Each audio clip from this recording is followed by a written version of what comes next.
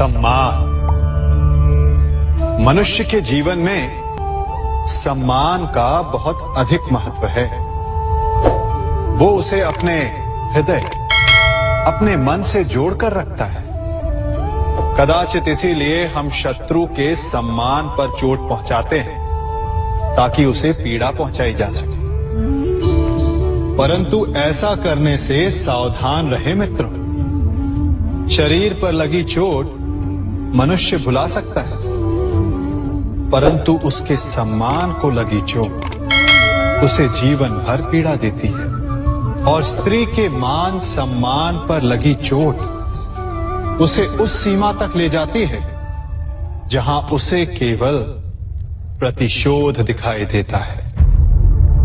यदि अपने शत्रुओं को जीतना है तो प्रेम से जीतिए, अपने कर्मों से जीतिए।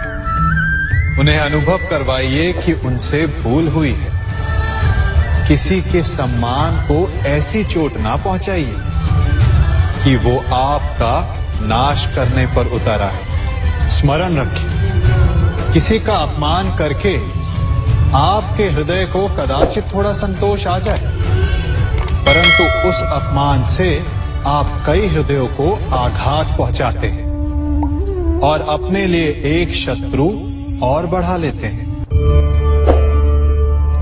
हम सब शीघ्र ही सफलता चाहते हैं, ढेर सारी संपत्ति और सुख चाहते हैं, और ऐसे में कई बार हम छोटे मार्गों का चयन कर लेते हैं। वो मार्ग जिनमें परिश्रम नहीं होता, जिनमें होता है तो केवल छल, कुटिलता और भाग्य का सहारा। जैसे कि जुआ। कोई जुए के खेल में धन लगाता है, कोई दांव लगाता है और ये भूल जाता है कि जुआ ऐसा दलदल है कि जिसमें एक बार गिरे तो सर्वनाश से पहले निकलना असंभव है। यदि आप जीते तो और जीतने की भूख बढ़ जाएगी, और यदि आप कुछ हार बैठे तो उसे पुनः पाने के लिए आप फिर से खेलेंगे। मनुष्य को ये आभास ही नहीं होता कि अपनी संपत्ति के साथ साथ वो अपनी मानवता, अपने संस्कार, अपना धर्म और अपना उत्तरदायित्व सभी जुए की भेंट चढ़ा देता है। इसलिए कुछ पाना है तो परिश्रम से पाओ। यदि कुछ जुए में जीता तो वो उतना शीघ्र ही खो दोगे, चूंकि उसे परिश्रम से पाया नहीं गया है, और उसकी रक्षा करने के लिए आपके मन में स्वाभाविक प्रयास भी नहीं होंगे। क्षमा बढ़न को चाहिए, छुट्टन को उत्पाद। क्षमा इस संसार में शांति का, सुख का मूल आधार है। क्षमा आपके मन से प्रतिशोध और शत्रुता जैसे भावों को समाप्त करती है। परंतु क्या हर स्थान पर क्षमा आवश्यक है? क्या प्रत्येक का अपराध क्षमा करने के योग्य होता है? नहीं। कभी कभी उसे क्षमा करके हम उस व्यक्ति को और बड़ा अपराध करने की प्रेरणा देते हैं,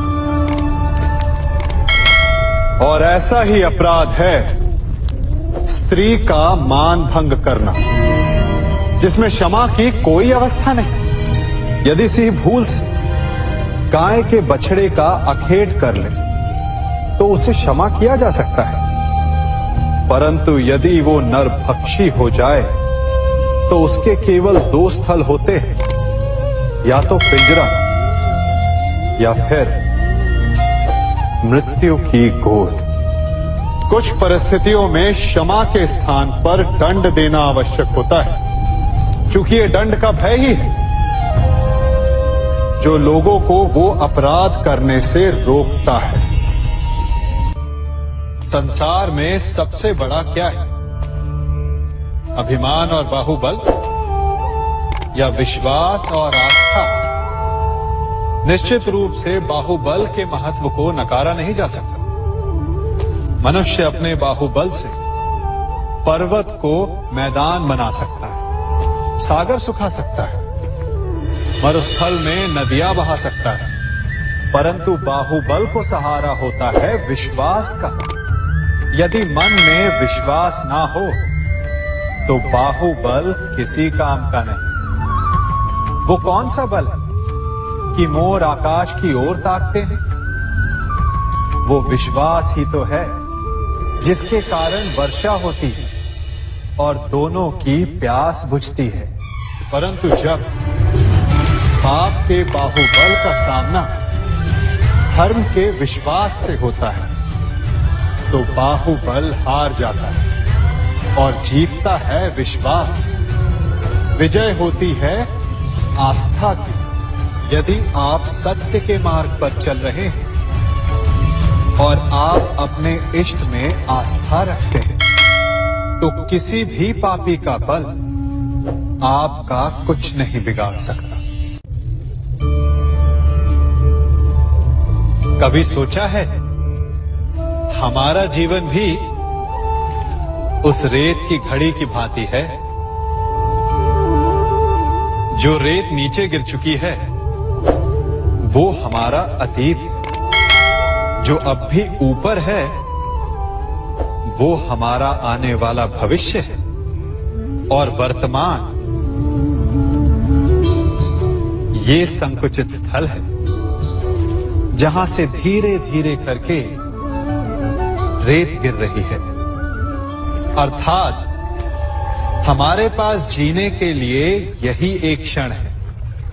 उसका उपयोग कैसे करना है ये हम पर निर्भर करता है। जो बीत गया उसका दुख मनाना है या जो भविष्य में होने वाला है उसकी प्रतीक्षा में क्रोध करना है। सब कुछ करने के लिए यही एक क्षण है।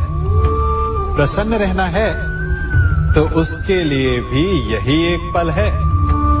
प्रतीक्षा करते रहोगे तो ये पल भी भूतकाल में बदल जाएगा। इसलिए आनंद के लिए, परोपकार के लिए प्रतीक्षा ना कीजिए। आपके पास जो पल है उनका भरपूर सदुपयोग कीजिए, क्योंकि इस घड़ी को पलटकर आप फिर से समय अवश्य गिन सकते हैं, परंतु अपना बीता हुआ समय आप वापस नहीं लौटा पाएंगे।